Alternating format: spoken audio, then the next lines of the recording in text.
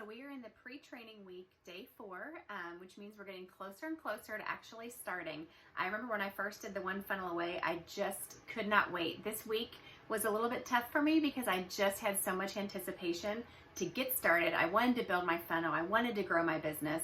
And the mindset stuff is very important, and I understood the importance of it, but I just was like chomping at the bit to get ahead.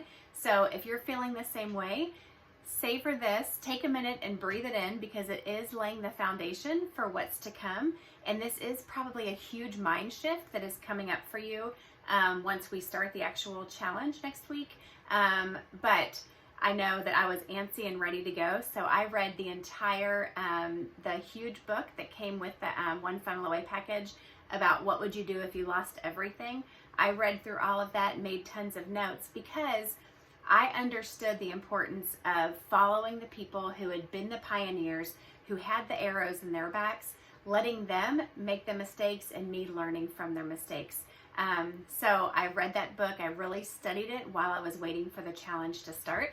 And I would challenge you to do the same thing as you are waiting for it to begin, is just really realize the importance of following those who have gone before.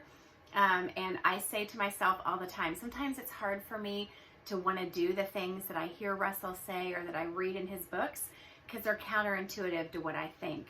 But what I think is coming from the lens of someone who does not have a marketing mind. I don't have any background in marketing. So I have to just keep chanting to myself, do what Russell says, do what Russell says. And so far, it has really served me well. Coming from a background with no experience, I have still been able to build some funnels. I've made, at this point of making this, 9 months from when I started the One Funnel Away challenge, I've made almost $10,000 through ClickFunnels, in addition to what I was already doing with my business and the commissions that were coming in otherwise. And I still realize I'm at the very bottom of the learning curve. I still have so much more to learn, but just from following what he says and from following the things that are in this book, and really, like, I have taken a deep dive into this. When I have spare time, I'm listening to his podcast. I'm following him on his social media, watching his lives. I just kind of have immersed myself into the ClickFunnels world so that I can gain all of the wisdom that I can, because I started off with no tech skills at all. I did not really even understand what a sales funnel was. I wasn't good at sales. I didn't know anything about marketing. So I started at the bottom, like as low as you can, and have still been able to learn a ton. So if you are starting and even have like an inkling of a clue, you'll go much faster than I have been able to go, because I just started at like not even ground zero. I started like below ground, I guess you could say.